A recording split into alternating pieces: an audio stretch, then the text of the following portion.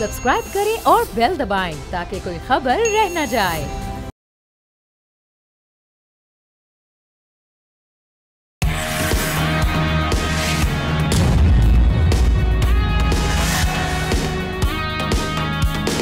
अस्सलामुअलैकुम, आप देख रहे हैं न्यूज़ पंच। मैं हूं आमना खटाना। आगाज़ में बात करेंगे 27th कॉन्स्टिट्यूशनल अमेंडमेंट की। कौमी असम्बली के बाद सेनेट ने भी 27वीं आइनी तरमीम की इजाफी शिकों की मंजूरी दे दी है, जिसके साथ ही मुल्क में अदालती और आइनी ढांचे में बड़ी तब्दीली की राह हमवार हो गई है।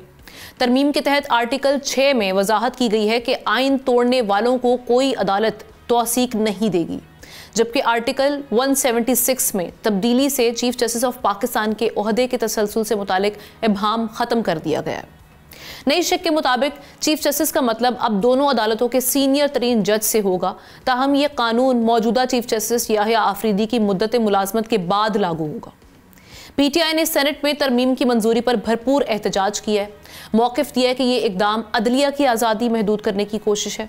दूसरी तरफ जस्टिस बाबर सत्तार ने तफसीली फैसले में करार दिया है कि जजेस की तकर्री और बरतरफी में हुकूमत इस्लामाबाद हाई कोर्ट से मुशावरत की पाबंद होगी। साबिक chief justice Jawad S Khawaja ने 27वीं आइनी तरमीम को सुप्रीम कोर्ट में चैलेंज भी कर दिया है। इससे पहले हम सीनियर तरीन जजेस जस्टिस अतर मिनल्ला और जस्टिस मंसूर अली शाह ने भी उन्होंने भी अपने कंसर्न्स रेज किए हैं थ्रू अ लेटर जो कि सीजे को लिखा गया है और कराने का मुतालबा भी किया है। अब क्या मामलात बनेंगे और ये जो जजेस की जानिब से एक रेजिस्टेंस आ रही है, क्या ये चैलेंजेस क्रिएट करेगी, रुकावट बनेगी या स्मूथली अब इन मामलात को देखा जाएगा? इसी पर बात करने के लिए एहतशामुल हक साहब सीनियर एनालिस्ट हमारे साथ हैं, नादिया मिर्ज़ा साहिबा सीनियर एंकर पर्सन, उन्होंने भी हमें ज्वाइन किया आज पैनल पर। उनके साथ साथ बैरिस्टर हारिस अजमत साहब लीगल एक्सपर्ट, उनसे भी उनका लीगल ओपिनियन लेंगे। तीनों को वेलकम करते हैं प्रोग्राम में। एहतशाम साहब, आपसे आगाज़ करती हूँ। ये अब जो रिवाइज की गई है 27th अमेंडमेंट, इसमें कुछ चीज़ा निकात तो हमने डिस्कस कर ली है, मजीद आप इसमें क्या देख रहे हैं? और इसके बाद जो अब ये रिएक्शन आ रहा है लीगल फ्रेटर्निटी से तेज़ी से, सो इसके बाद आप समझ रहे हैं कि चैलेंजेस इस हुकूमत के लिए बढ़ रहे हैं या फिर ये अब स्मूथली ऑपरेट करेंगे?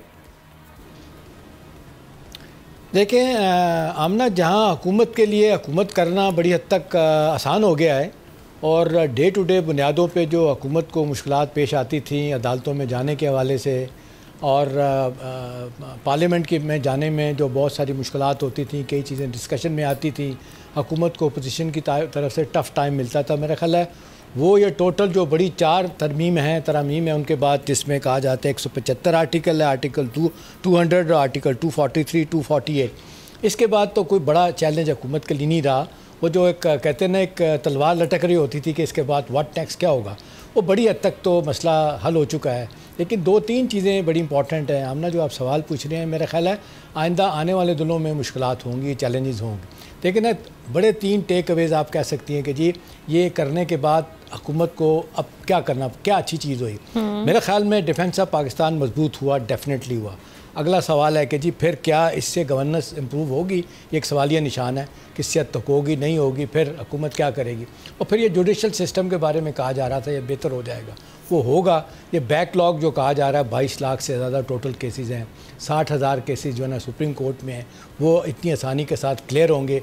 और ये जो बार बार एक बात और आ रही है जो मेरा ख्याल है मुश्किल होगी, लेकिन एक तो अपोजिशन हो रही है कि जी अल्ट्रा वायरस है, ये सारी तरह में, और दूसरा ये कि जी ये सुप्रीम कोर्ट जो है ना उसको आइनी कोर्ट के अंडर कर दिया गया है। अब देखिए ये एक बहुत बड़ी एक लड़ाई है। इस हवाले से कहा जा रहा है कि सुप्रीम कोर्ट के इख्तियारात ले लिए गए हैं। 70% बड़े केसेस तो हैं ही, वो आइनी मामलात हैं, वो चले जाएंगे आइनी कोर्ट में।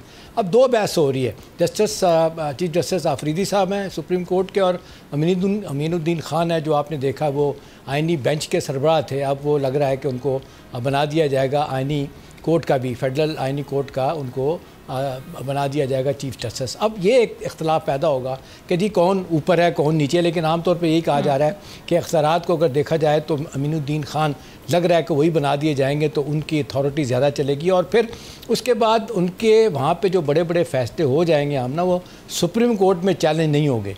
ये तो it is going to be a huge respite for the government, ये तो अच्छी बात हो गई। अब अगला सवाल ये कि जो हम रोज़ाना बात करते हैं, चलें अपने तौर पर तो आपने सब कुछ हासिल कर लिया है, लोगों के लिए लिया है, लोगों के लिए यही है कि उनके केसेस डे टू डे बुनियादों पर तेज़ी के साथ जो है मुकदमात का फ़ैसला होगा, ये एक सवाली निशाना। दूसरा हमने मेरी खबर ये है कि ये हाँ, ये जो जिस तरीके से बिलावल भुट्टो और जरदारी साहब ने अपनी बात मनवाई है, ये आपकी 18वीं तरमीम और NFC अवार्ड को जो रीविज़िट करना था वो अब नहीं किया गया और इसको छोड़ा गया है। मेरी इत्तला ये है कि ये इस हवाले से वहाँ पिंडी वाले खुश नहीं हैं और बड़ा वाज़ेह तौर पे कहा गया है कि जी हमारी इकनॉमिक कंडीशन बद से बदतर हो रही हैं, हमारे खसारे जो है ना बजट के बढ़ते चले जा रहे हैं, दिफा के लिए पैसे कम हैं, डेट सर्विसिंग एक ह्यूज मसला है, आपने उसको कंट्रीब्यूट नहीं किया। लेकिन एक हार्ड लाइन ली पीपल्स पार्टी ने, आपने देखा भुट्टो साहब बिलावल भुट्टो ने कहा कि जी किसी का बाप भी इसको नहीं छेड़ सकता, तो ये सारी चीज़ें it didn't go well with them.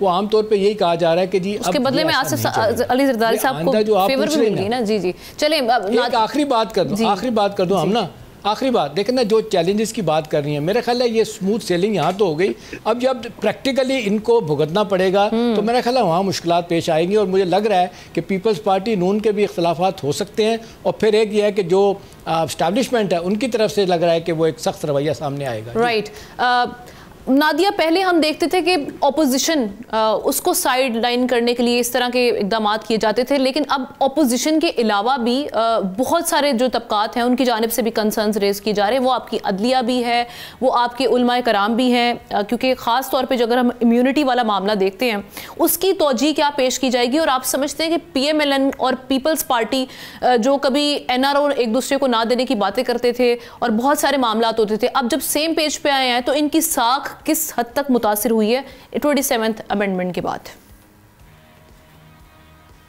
Thank you very much आमना। आपने साख पूछा है PMLN की और पीपल्स पार्टी की, तो मुझे लगता है साख में कुछ बचा ही नहीं था कि वो मुतासिर होती।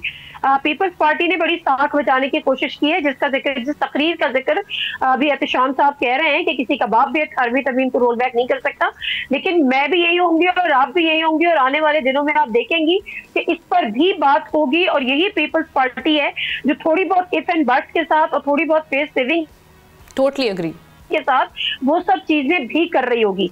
देखिए मसला ये है कि जो पॉलिटिकल जो पॉलिटिकल पार्टीज है ना, उन्होंने अपनी स्पेस खुद प्लेट में रख कर दी है। अब अगर अभी एहतशाम साहब कह रहे हैं कि पिंडी वाले नाराज हैं, तो पिंडी वाले डेफिनेटली होंगे इस बात पर कि पूरी एक चीजें सामने आई थी और ये एक बड़ा सीरियस कंसर्न है।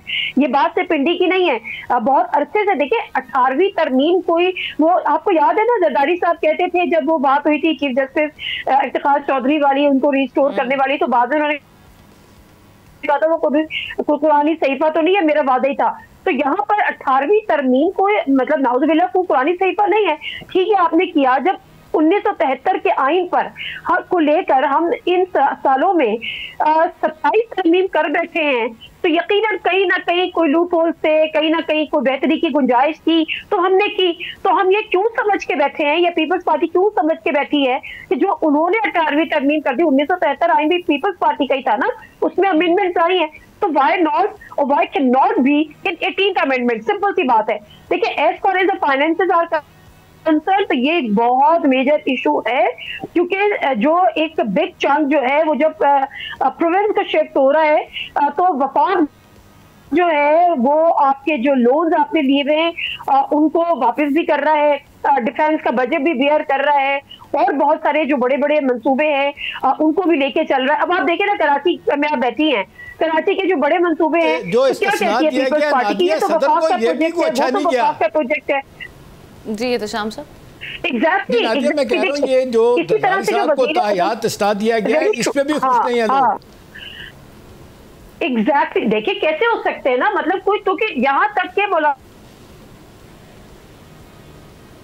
तकीय उस्मानी साहब और दीगर वो कह रहे हैं कि जी ये तो ईरान हूँ। अच्छा, इसके बदले आप ये बताएं कि पीपल्स पार्टी कहती है 18वीं तरमीम में हम ये भी नहीं होने देंगे। तो अगर आपने जरदारी साहब का इस्तेमाल लिया है तो आपने कॉस्ट क्या पे की है? आपने कोई ना कोई तो कॉस्ट पे की है ना, या आने वाले दिनों में आप करेंगे। अभी जो तरमीम हुई है उससे तो पीपल्स पार्टी का या 18वीं तरमीम का कोई लेना देना नहीं था। आपने क्या किया है? आपने जो अदालती मामला थे उन पर किया है, या आपने डिफेंस को छेड़ा है, या वहां पे आपने तरमीम की है। तो यहाँ पर पीपल्स पार्टी की ने तो अभी कोई कॉस्ट पे नहीं की। तो आई एम डैम श्योर, मेरी बात हो रही थी राना तनवीर हसन साहब से, आपको पता है बड़े आम वफाकी वजीर हैं, वो इसके बड़े खिलाफ थे। उन्होंने कहा कि अभी अगर नहीं भी हो रहा तो मैं ये चाहता हूँ कि एक पार्लिमानी कमेटी बने और फिर ये चीजें उसमें डिस्कस हो। आज जो बिलावल भुट्टो जरदारी साहब का let me complete the last one liner जो बिलावल भुट्टो जरदारी साहब कह रहे थे ना कि मुझे मेरी गवर्नमेंट से रिक्वेस्ट है कि जल्दबाजी ना करें और बॉम्ब ना फोड़े और इसको लेकर आए और इसको बहस करें, तो ये उसी का एक कंटिन्यूटी है जो राना तनवीर साहब ने कहा है कि इस पे बात होगी और यकीनन होगी। इस तंजीम में नहीं हुई, 27 में नहीं, 28 में, 29 में पार्लिमानी कमेटी बनेगी, वहां पे डिस्कशन होंगे, वहां पे सब चीजें होंगी। और ये जो जरदारी साहब ने फैसला लिया है जिसका कोई जवाब नहीं है, आप आज ऑफिस से निकल जाते हैं, आप किसी का मर्डर कर देते हैं, आप जवाबदेह नहीं है, मतलब मजाक हो रहा है। सिंध में आप बैठी हैं, आपको पता नहीं है कि पीपल्स पार्टी को जरदारी साहब के पास क्या बैगेज है। जी बिल्कुल सही। हारिस साहब के जाने में चलती हूँ। हारिस साहब, FCC यानी फेडरल कॉन्स्टिट्यूशनल कोर्ट, वैसे तो ये कहा गया था कि ये जो आईनी मामलात हैं उनको देखा करेगी, लेकिन जो ज़ाहिर है वफाक और सूबों के जो तनाज़ात होंगे या उनके जो मामलात होंगे उसको भी ये देखेगी। लेकिन आयरॉनिकली अगर हम देखें तो उसके जो जजेस की अपॉइंटमेंट है वो हुकूमत कर रही होगी, तो फिर जो जस्टिस बाबर सत्तार हैं या जो सीनियर जजेस हैं उनके कंसर्न्स तो कहीं ना कहीं सही हैं कि आप अपॉइंटमेंट भी आप खुद कर रहे हैं, तो कैसे वो जुडिशल इंडिपेंडेंस को जो है आप वो भी अश्योर करेंगे कि वो रहेगी? जब आपकी अपॉइंटमेंट है तो क्या अदलिया आज़ाद तरीके से ऑपरेट कर पाएगी? जी, ये भी एक मिसकंसेप्शन है कि अपॉइंटमेंट हुकूमत करेगी। ये जो फेडरल कॉन्स्टिट्यूशनल कोर्ट के जजेस हैं, इनकी appointment will be done by the judicial commission, जिसके अंदर मेजॉरिटी जजेस की है, फिर सिविल सोसाइटी से लोग हैं, फिर कुछ गवर्नमेंट के नुमाइंदे भी हैं, but the majority is that of the जजेस। पहली दफा जब फेडरल कॉन्स्टिट्यूशनल कोर्ट बनेगा, फर्स्ट टाइम ओनली प्रेसिडेंट साहब on the advice of the prime minister उनका चीफ जस्टिस अपॉइंट करेंगे, और उसके बाद बाकी जो पहला बैच होगा वो भी चीफ जस्टिस की मशावरत से होगा ऑफ द कॉन्स्टिट्यूशनल कोर्ट। अगर आप इससे पहले चले जाएं, बिफोर द 26th अमेंडमेंट, इससे पहले जो जजेस की अपॉइंटमेंट होती थी वो भी तो हुकूमत ही करती थी, तो ये कोई अनहोनी बात नहीं है। पूरी दुनिया के अंदर अमेरिका स्टेक था जी, ऑपोजिशन का भी था, लेकिन आप पूरी दुनिया में देखें जो जजेस की अपॉइंटमेंट है यूएस सुप्रीम कोर्ट की, वो सेनेट का पूरा पैनल उनका इंटरव्यू करता है। But in our constitution right now ये हुकूमत अपॉइंटमेंट नहीं कर रही, पहली बात। दूसरी बात ये है कि जो वफाक और हुकूमत या दो सूबों के दरमियान में आपस में डिस्प्यूट होगा, ये आर्टिकल 184 के अंदर था कि ये डायरेक्टली सुप्रीम कोर्ट जाएंगे मामलात। ये मामलात जो सुप्रीम कोर्ट जाएंगे वो पावर्स उन्होंने फेडरल कॉन्स्टिट्यूशनल कोर्ट को दे दी है। पहले भी यही प्रोसीजर था, अब भी है, बस mechanism of resolving that dispute supreme court से निकल के फेडरल कॉन्स्टिट्यूशनल कोर्ट पे आ गया, ताकि और उसका फायदा ये होगा। आपको याद होगा कि ये फैसला किया गया था, एक चीज़ जरा क्लैरिफाई कर दीजिएगा। आपने कहा देखिए पहले ये तय किया गया था, आपको याद होगा ये गालिबन नवाज शरीफ साहब की दूसरी हुकूमत में हुआ था कि एक कमेटी बनाई जाएगी, बनाई गई थी कमेटी, एक किस्म की पॉलिटिकल कमेटी थी, उसमें जुडिशल लोग भी थे, और ये तय किया गया था ये दोनों मिल के जो है ना वो जजों की तैनाती करेंगे। लेकिन इफ्तिखार चौधरी साहब ने बड़ी शदीद मुखालफत की थी और वो कमेटी ख़त्म कर दी गई थी। वो सारे इख्तियारात फिर उन्हीं के पास गए, अदलिया के पास, ये अपॉइंटमेंट जजों की जो होनी है। जी, आप बिल्कुल ठीक कह रहे हैं, ये दो कमेटीज बनी भी थी। सुप्रीम कोर्ट ने बाद में जो गवर्नमेंट की कमेटी थी उसकी पावर बिल्कुल ही खत्म कर दी थी। पहले जो इस 18वीं तरमीम के अंदर जो प्रोसीजर था वो ये था कि पहले एक जजेस की कमेटी जज अपॉइंट करेगी, उसके बाद उस जज की कॉन्फर्मेशन के लिए वो पार्लियामेंट्री कमेटी में जाएगा, जिसमें इक्वल रिप्रेजेंटेशन थी ऑपोजिशन की और गवर्नमेंट की। एक सुप्रीम कोर्ट की जजमेंट की वजह से जो पार्लियामेंट्री कमेटी थी उसकी पावर्स को बिल्कुल ही डाइल्यूट कर दिया गया। तो जब आप एक एक्सट्रीम पे चले जाएंगे कि जहां पर आप कहेंगे कि जजेस एक क्लोज्ड कॉरिडोर्स के अंदर अपॉइंटमेंट करेंगे और आवाम को बिल्कुल कोई पता नहीं लगेगा, ट्रांसपेरेंसी नहीं होगी, तो उससे आप एक सिस्टम अपॉइंटमेंट का एटलीस्ट ट्रांसपेरेंट हुआ है। तो ये जो एक मिथ है कि बात बनाई जा रही है कि हुकूमत ही जजेस अपॉइंट करेगी और हुकूमत के ही वो केसेस सुनेंगे, दिस इज नॉट करेक्ट। अपना आमना जो अभी आपने सवाल पूछा था कि जो खत है असदुल्लाह मिन्ना की तरफ से और अपने मंसूर अली शाह की तरफ से, मेरी खबर ये आमना कि इन्होंने देने का फैसला कर लिया। इन्होंने दो जो जजेस हैं इन्होंने फैसला कर लिया है, अतर मिन्नाल ने और मंसूर अली शाह ने इस्तीफ़ा देने का, लेकिन इनके अपने ब्रदर जजेस जो हैं उन पे दबाव डालने कि ऐसा ना करें, ऐसा करने से आपके मामलात और ख़राब होंगे। तो मैं यही आरिफ साहब आप भी जवाब दे दें कि आप ये अगर जजों में सुप्रीम कोर्ट के जजों में इख्तलाफात पैदा होते हैं तो फिर जुडिशरी कहाँ खड़ी होगी, हमारी हायर जुडिशरी? सर, ये आपकी बात बिल्कुल ठीक है, जजेस के अंदर इख्तलाफ ज़ाती नौइयत का तो बिल्कुल नहीं होना चाहिए। जिससे सफ़र कौन करता है? सफ़र तो आम आवाम करती है। जो एक जज को तनख्वाह मिलती है वो तो मेरे और आपके टैक्स पेयर के पैसों से मिलती है। तो जजेस का काम यह है कि अपने इख्तलाफात को दूर करें और आम आदमी जो अल्लाह देता है, जो बशीरा बीबी है आपके सिस्टम में, जिसको कभी इंसाफ नहीं मिलता, जिसको 75 साल हो गए हैं वो इंसाफ नहीं ले सकती, वो सिस्टम को हमने बेहतर बनाना है। जजेस at the moment are one of the highest paid public servants if you can call them in Pakistan. एक जज 20 से 25 लाख रुपया तनख्वाह लेता है, तो द पॉइंट शुड बी किस लिए लेता है? आम आवाम को इंसाफ जो कंसर्न्स हो, जो कि सिस्टम में रहते हुए जुडिशरी या जुडिशल इंडिपेंडेंस को लेकर जो कंसर्न्स हो, आप उनको भी बिल्कुल एड्रेस ना करें, ये भी फेयर नहीं होगा ना। कि आपका भी क्वेश्चन प्लीज ऐड कर लें।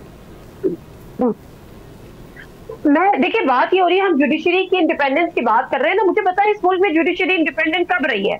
आप पिछले चले जाएं, भुट्टो साहब को फांसी हो गई, नजरिया जरूरत होता काम आ गया, उसके बाद सारी चीजें हो गई, मार्शल होते रहे, पीछे जजेस आते रहे, हम इंडोर्स करते रहे, मुशर्रफ साहब ने कू किया, उसको इसी जुडिशरी ने 3 साल दे दिए कि जी आपको कोई अमेंडमेंट करनी है, आपको ये करनी है।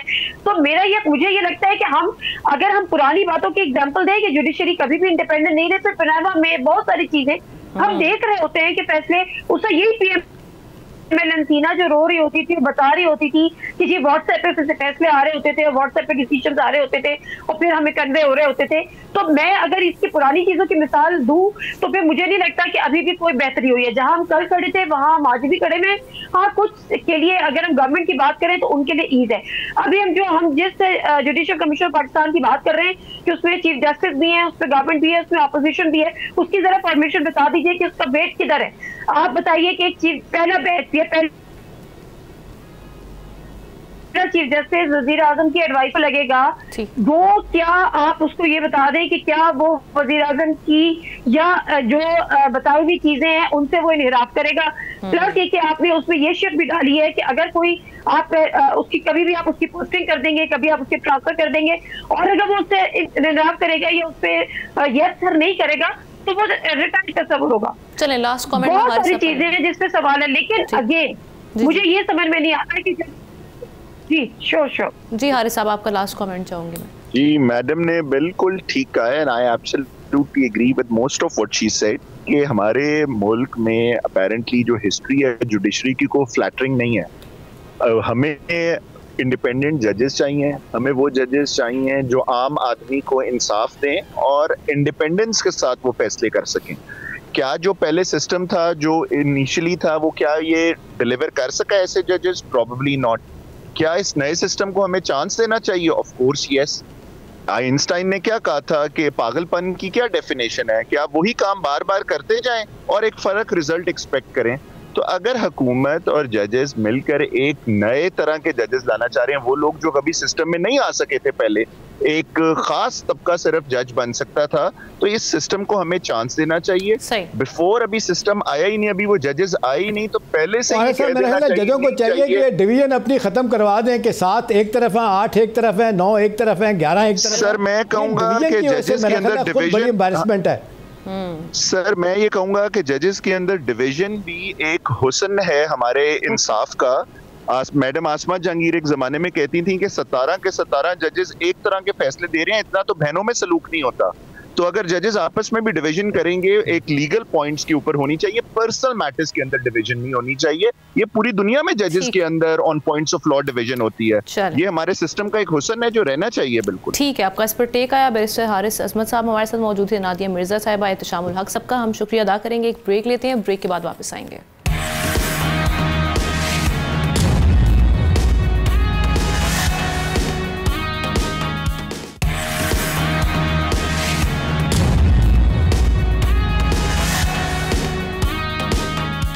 Welcome back. वज़ीर आला पंजाब मरीम नवाज ब्राज़ील के दौरे पर हैं, जहां वो यूएन के तहत माहौलियाती कॉन्फ्रेंस COP30 में पाकिस्तान की नुमाइंदगी कर रही हैं। आलमी बैंक ने मरीम नवाज के माहौलियाती विजन को आलमी क़यादत की सतह पर सराहते हुए इन्हें क्लाइमेट चेंज वॉरियर और क्लाइमेट लीडर करार दिया है। अपने खिताब में मरीम नवाज ने दुनिया को याद दिलाया कि माहौलियाती आलूदगी की कोई सरहद नहीं होती, इसके खात्मे के लिए सबको मिलकर काम करना होगा। ये सारे मामला चल रहे हैं और इसके साथ साथ हम ऐसे वक्त में ये मामला देख रहे हैं जब हम देख रहे हैं कि पाकिस्तान में फ्लड्स, हीट वेव या एयर पोल्यूशन जो है वो तेज़ी से बढ़ रहा है। सो अब क्या करने की ज़रूरत है या ऐसी कॉन्फ्रेंसेस किस हद तक रोल प्ले कर सकती हैं? बात करें लाहौर का एयर क्वालिटी इंडेक्स जो कि ख़तरनाक हद तक 437 तक पहुंच चुका है। इसी पर बात करने के लिए आफिया सलाम साहिबा हमें ज्वाइन कर चुकी हैं, environmental expert. Thank you so much ma'am for joining the show.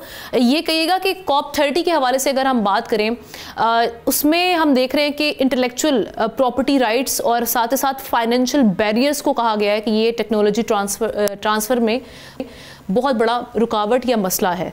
So Pakistan federal और प्रोविंशियल लेवल पे ऐसे क्या इक़दामात कर सकता है ताकि उनको इन मामलात को स्पीड अप करे, एक्सेस हो अफोर्डेबल और जो रिलायबल क्लाइमेट टेक्नोलॉजीज़ हैं उसके लिए? देखिए, कॉप तो स्टेट पार्टीज ही करती हैं जो कुछ करती हैं वहाँ पे, तो प्रोविंशियल लेवल पे जो कुछ होना है वो तो खुद bilateral agreement, multilateral agreement, donors, आपके टेक्नोलॉजी की जो कंपनीज हैं उनके साथ कोई भी सूबा कुछ भी कर सकता है उनसे अपनी अरेंजमेंट। स्टेट की तरफ से वहाँ पे जो नेगोशिएशंस होती हैं उसमें वो जो ग्लोबल लेवल पे नेगोशिएशंस हो रही हैं उसमें हिस्सा लिया जाता है। अभी तक आपको पता है कि एमिशंस का जो एक लेवल जिस पे अग्री किया गया था पेरिस में 1.5 डिग्री बिफोर इंडस्ट्रियल एमिशंस का जो लेवल था, उससे वो हदफ पूरा होता हुआ ना सिर्फ नज़र नहीं आ रहा बल्कि उससे कहीं आगे तो सब कह रहे हैं कि हम पहुंच चुके हैं। और जो साइंसदान हैं वो भी ये वार्निंग जारी कर चुके हैं कि एक बड़ा मेजर टिपिंग पॉइंट जिसको आप कहते हैं ना, वो जो है हमारी कुराए अर्थ वो क्रॉस कर चुकी है। और जो 1.5 डिग्री का, हालांकि बहुत से लोग कह सकते हैं कि दैट्स हिस्ट्री ना हो, अब उस पर बात करना बेकार है, लेकिन उसके बावजूद अभी भी जहाँ कहीं थोड़ी सी उम्मीद के रमक है, वो कह रहे हैं कि शायद हम अगर एक इज्तिमाई कोशिश में कामयाब हो जाएं तो हम उस तक लिमिट कर सकें। कतई नज़र इससे ये लिमिट कैसे होगा जब तक जो बड़े पोल्यूटर्स हैं, जो बिग इमिटर्स हैं, वो कट डाउन नहीं करेंगे, तो हमारे जैसे ममालिक जो उसका खमियाजा भुगत रहे हैं उनसे तवक्कुआत ये करना कि आप अपनी डेवलपमेंट भी रोक दीजिए, आप के पास वसाइल नहीं भी हैं तो फिर भी आप अपने एमिशंस में, जबकि पाकिस्तान जैसे मुल्क की तो 1% भी नहीं है, उसमें भी कट करें, जो कि पाकिस्तान ने उस ना होने के बावजूद भी उसमें वादा किया है एक अच्छे आलमी शहरी होने के नाते से। उसमें हमने जो NDC अपने सबमिट किए हैं जिसमें हमारे कंडीशनल भी हैं और अनकंडीशनल भी, कि हम अपने वसाइल से कितना कर सकते हैं वो हम करेंगे और उसकी तरफ ऑन ट्रैक हम नज़र रखेंगे। और हम सबकी मेरे ख्याल में ये जिम्मेदारी बनती है कि एनवायरमेंटलिस्ट भी और सब जो सहाफ़ी हैं वो भी सब उस पर नज़र रखें कि जो हमने अहदाफ अपने लिए ख़ुद तय किए हैं उस हम उसकी तरफ बढ़ रहे हैं या नहीं। दूसरा जो उससे बड़ा वाला मसला है कि जहां हम खुद नहीं कर सकते, जैसे आपने जिक्र किया technology transfer, intellectual property rights, patterns, ये चीज़ें भी तो रुकावटें हैं ना हमारे जैसे ममालिक के लिए। वो वसाइल हासिल करने के लिए अब जहाँ पैसा ना हो वहाँ टेक्नोलॉजी और नॉलेज ट्रांसफ़र तो हमें चाहिए। तो वहाँ पे अगर इन चीज़ों की ये रुकावटें नहीं हटेंगी तो हमारे जैसे ममालिक के लिए जो ग्लोबल एक इज्तिमाई अहदाफ हैं उनमें अपना हिस्सा डालना बहुत मुश्किल होता है। और पहले हम माजी में देखते रहे कि इंटरनेशनल कम्युनिटी हो या ऐसे फाइनेंशियल इंस्टीट्यूशंस हो या लेंडर हो, वो इस मामले पर बड़ी तवज्जो रखते थे, लेकिन अब फंड्स देने से भी कतराते हैं माहौलियाती चैलेंजेस को देखते हुए। ये पाकिस्तान क्या अपना केस सही से प्रेजेंट नहीं कर पाया? क्योंकि मुसद्दिक मलिक साहब जो कि उनके पास यही मिनिस्ट्री आती है, वो इस पर बात कर रहे थे। वो कह रहे थे कि ब्यूरोक्रेसी कहीं ना कहीं रुकावट है, ये केस हमारा जो है उस तरह से हम बना ही नहीं पाते जिसकी वजह से हम फंड्स लेने से भी कासिर हैं। मुसद्दिक मलिक साहब तो मौजूद नहीं थे, अभी कल तक तो नहीं थे वहाँ पे कॉप पे, तो नहीं, क्या इससे पहले मैं उनका कुछ 1-2 महीने का जब फ्लड्स वाले मामला चल रहे थे उस वक्त प्रायोरिटी देखिए ना कि जो मिनिस्ट्री ऑफ क्लाइमेट चेंज को हेड कर रहे हैं वो तो कॉप पे है नहीं। तो अब क्या कहा जाए, अब मैं यहाँ पे इस वक्त सियासत में नहीं पढ़ना चाहती जो कि एक बिल्कुल ही हमारा एक वो प्रोविंशियल मसला बन जाएगा, मैं उस पर बात नहीं करती। अच्छा ये नहीं ठीक है ना, लेकिन मैं नहीं, आप जो बात कर रही है ना कि क्या पाकिस्तान अपना केस प्रेजेंट नहीं करता, सिर्फ वहाँ पे मुल्क नहीं होता, एक वहाँ पे ब्लॉक्स हैं। पाकिस्तान ग्रुप 77 प्लस चाइना का भी हिस्सा है और भी 2 ब्लॉक्स का हिस्सा है। वहाँ पे एक इज्तिमाई फ्रंट पेश किया जाता है कि हाँ, ये वो ममालिक हैं जिनके मसाइल एक जैसे हैं, जिनको वसाइल भी तकरीबन वही सब चाहिए ताकि वो इन मसाइल पे काबू पा सकें। तो वो एक ब्लॉक का नुक्ता नज़र प्रेजेंट होता है। तो वहाँ पे हमसे ज़्यादा भी मुश्किल में ममालिक हैं, जैसे जो स्मॉल आइलैंड नेशन है उनका तो सफ़ाई 80 से ही मिट जाने की प्रेडिक्शंस है कि वो सी लेवल राइज में वो आइलैंड्स रहेंगी नहीं। फिर एक कैटेगरी है least developed Nations. Least developed Nations भी अपने आप को प्रेजेंट करती हैं कि जी हमारा क्या, आप लोगों के किए का खुमियाजा हम भुगत रहे हैं, हमारे पास तो बिल्कुल कुछ भी नहीं है, तो आप हमें दें। तो हम तो लाइन में थोड़ा पीछे लगे हुए हैं अभी उन वसाइल की मांग के लिए। हमें ये भी हकीकत जो है हमें इसकी तरफ नजर होनी चाहिए। और आलमी इदारों का जहाँ तक आपने किया, तो उन्होंने तो पहले दिन से कभी भी अपने वो तमाम वादे पूरे नहीं किए। जो अभी पाकिस्तान में जो फ्लड की सिचुएशन रही उसमें उस वक्त बड़ा शोर गुहा रहा कि अगर यही अर्ली वार्निंग सिस्टम होता, वो इंस्टॉल्ड होता, तो काफ़ी हद तक जो नुकसान था उसके आगे हम बंद बांध सकते थे। इसी तरह हीट वेव के लिए भी ज़रा सजेस्ट कीजिएगा, ऐसी कौन कौन सी टेक्नोलॉजीज़ हैं जो कि हम हमारे लिए अफोर्डेबल भी हैं और उसको अपनाते हुए हम ये जो हम ख़ास तौर पर जो वल्नरेबल कम्यूनिटीज़ हैं उनके लिए कुछ किया जा सके। जी बिल्कुल, ये बहुत ज़रूरी है कि चूँकि हम क्लाइमेट चेंज को रोकने की पोजीशन में नहीं हैं, क्योंकि हमने उसको क्रिएट नहीं किया, तो हमारा काम है कि हम उससे अपने बचाव के लिए तगदो करें। बातों से बहुत आगे निकल चुके हैं क्योंकि ऑब्वियसली बातों से हम ये इस चीज़ को कंट्रोल नहीं कर सकते और ना ही हम इंटरनेशनली जब रिप्रेजेंट कर रहे होते हैं। सो हम यहाँ पर क्या इम्प्लीमेंटेशन हो रहा है या जो हमारे हाथ में है वो क्यों नहीं कर पा रहे, इसके लिए हम जवाब दें। Thank you so much Afia सलाम साहिबा, इस पर आपने कॉमेंट किया, आपके टाइम का भी बहुत शुक्रिया। Moving on to our next story which is about US shutdown. अमरीकी सदर डोनाल्ड ट्रंप ने बिलाखिर तारीख के तवील तरीन सरकारी शटडाउन के खात्मे पर दस्तखत कर दिए हैं। इस फैसले से 43 दिन बाद लाखों वफाकी मुलाजमीन को तनख्वाहें मिलेंगी, फूड एड प्रोग्राम बहाल होंगे और एयर ट्रैफिक सिस्टम दोबारा फाल हो जाएगा। ये इकदाम उस वक्त सामने आया जब रिपब्लिकन अक्सरियत वाले ऐवान नुमाइंदगान ने डेमोक्रेट्स पर दबाव बढ़ाने के लिए दोबारा इजलास बुलाया। दूसरी जानिब जिनसी स्मगलर जेफरी एप्स्टीन के खुफिया रिकॉर्ड्स के इजरा पर भी बहस शुरू हो गई है, जिसकी ट्रंप और स्पीकर जॉनसन दोनों ने मज़ाहमत की। अब सवाल ये कि क्या ये सियासी मसालिहत अमरीकी निज़ाम में इस्तेहकाम लाएगी, क्या मामलात बनेंगे। बात करने के लिए अब्दुल्ला हमीद गुल साहब ने हमें ज्वाइन किया है, चेयरमैन जवानाने Pakistan, national and international affairs expert हैं। आपको वेलकम करते हैं प्रोग्राम में। अब्दुल्ला साहब, आप क्या समझते हैं, पहले तो ये जो शट डाउन था इसकी बुनियादी वजूहात और अब इसको ख़त्म करना, ऐसा क्या वहाँ पर माहौल बना जिसकी वजह से ये ख़त्म करना पड़ा? और सदर ट्रंप ने जब सपोर्ट किया इस बिल को तो उसके बाद उनकी जो पॉलिटिकल स्टैंडिंग है उसको किस तरह से आप देख रहे हैं? बिस्मिल्लाहिर्रहमानिर्रहीम, बहुत बहुत शुक्रिया। देखें, ये एक बहुत ही ख़तरनाक अमल जो था वो हुआ और उससे तकरीबन 7 मिलियन लोग जो थे वो जॉबलेस हो गए। अब इसके अंदर कॉन्ट्रैक्ट और नॉन कॉन्ट्रैक्ट दोनों शामिल हैं, यानी कि वो लोग जिनको कॉन्ट्रैक्ट पे शामिल किया गया उनकी तो और बात है, लेकिन जो क्योंकि इनको तनख्वाहें मिलना बंद हो गई और ज़ाहिर है अब ये इकोनॉमिक शटडाउन के बाद 43 डेज का जो रहा उसके बाद अब इनकी तनख्वाह जो है वो अशर-ए-नौ जो है इनको मिल जाएगी। लेकिन जिन लोगों के कॉन्ट्रैक्ट नहीं थे उन लोगों के तो वो पिछले पैसे भी चले जाएंगे और तकरीबन जो है ये एक अंदाजे के मुताबिक जो है ये बिलियंस ऑफ डॉलर्स का जो है नाकाबिले तलाफी नुकसान हुआ है और इसके अंदर जो है ट्रंप एडमिनिस्ट्रेशन की हट धर्मी शामिल है। इससे पहले भी जो इकोनॉमिक शटडाउन हुआ था बदकिस्मती से वो भी डोनाल्ड ट्रंप साहब के ही ज़िम्मे में आया और उन्हीं के दौर के अंदर जो है ये इकोनॉमिक शटडाउन हुआ। उससे ये होता है कि जितनी सवाए पोस्टल सर्विसेज के और जो इनकी जो सिक्योरिटी सर्विसेज हैं उसके अलावा तमाम जो हुकूमती जो मशीनरी होती है वो बिल्कुल एक दफ़ा बैठ जाती है, किसी किस्म का पैसा जो है वो उनको नहीं मिलता। पोस्टल सर्विसेज इसलिए क्योंकि पोस्टल सर्विसेज जो है वो अपना पैसा खुद जनरेट करती हैं, लेकिन दूसरी जानिब जो सिक्योरिटी ऑफिसर्स हैं उनके अंदर भी, जो डिफेंस ऑफिसर्स हैं उनके अंदर भी पैसे का कट करने से आपको मालूम है इतनी बड़ी अमेरिकन इकोनॉमी है और वैसे भी अमेरिका जो कि तकरीबन इस टाइम पे 37.3 ट्रिलियन डॉलर का मकरूज तरीन दुनिया का मुल्क है, उसके लिए ये एक बहुत बड़ा चैलेंज उभरा। लेकिन दूसरी जानिब जो है पहले यही सोचा गया कि रिपब्लिकन्स के साथ मामला जो है वो कर लेंगे, लेकिन मामला नहीं चला और वो लोग जो थे एडमेंट थे वो डोनाल्ड ट्रंप के रवैये और फिर ख़ास तौर पे जो उनकी पॉलिसीज़ हैं उनसे इख्तलाफ राय रखते हैं। अभी इन्होंने उनको जो है ब्राइब करने की भी कोशिश की लेकिन वो ब्राइब नहीं हुए। अब मसला यहाँ ख़त्म नहीं होता।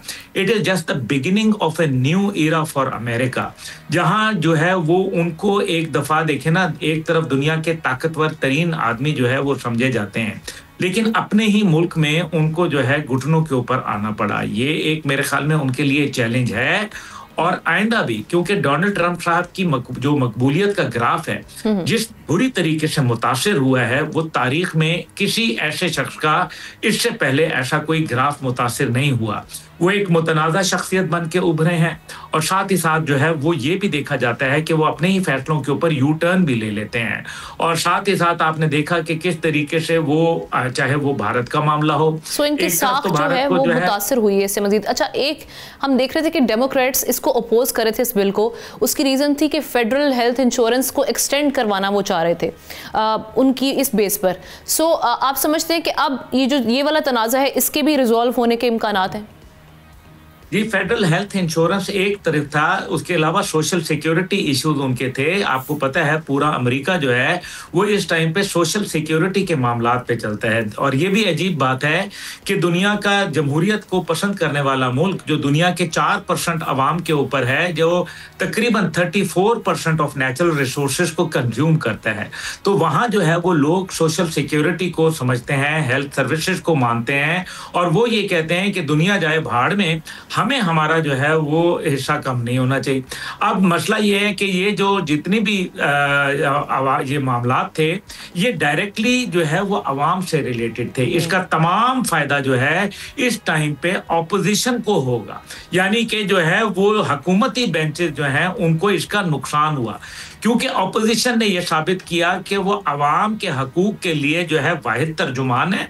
नंबर 2 ये है कि वो इतने मजबूत हैं कि वो हुकूमत के घुटने जो है वो जमीन पे लगवा सकते हैं। और तीसरा ये है कि हुकूमत को कोई परवाह नहीं है अवाम की, वो इंटरनेशनल रिलेशन के अंदर बिजी है, वो जो है इजराइल को सपोर्ट कर रही है, वो पता नहीं अपने दीगर एडवेंचरिज्म को जो है लास्टली सर मैं चाहूंगी कि अब चूंकि वक्त कम है, मैं चाहूंगी इस पे भी जरा कमेंट कीजिएगा। एप्स्टीन फाइल्स के हवाले से अब चूंकि रिपब्लिकन्स वापस आएंगे तो दोबारा इस मामले पर बात होगी।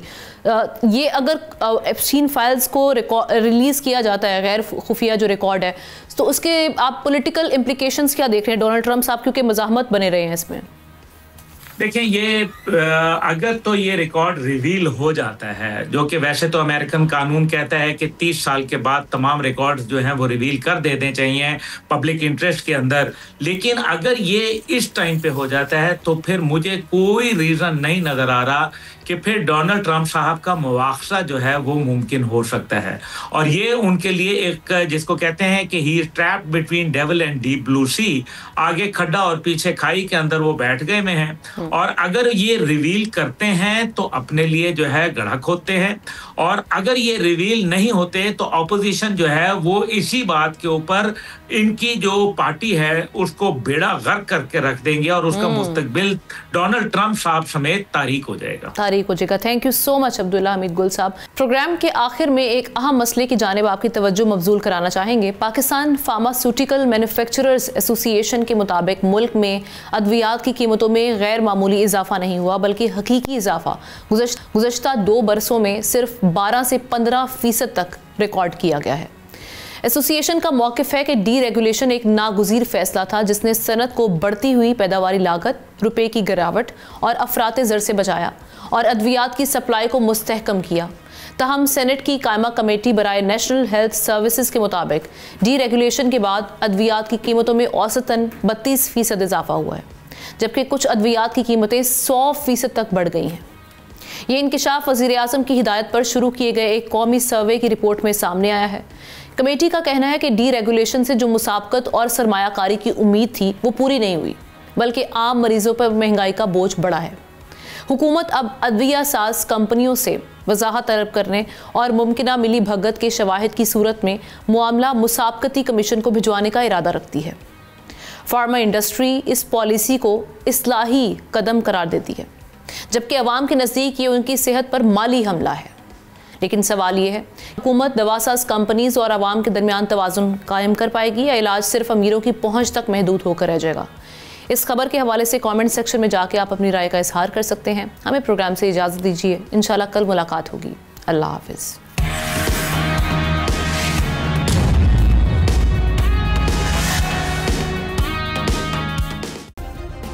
सब्सक्राइब करें और बेल दबाएं ताकि कोई खबर रह न जाए।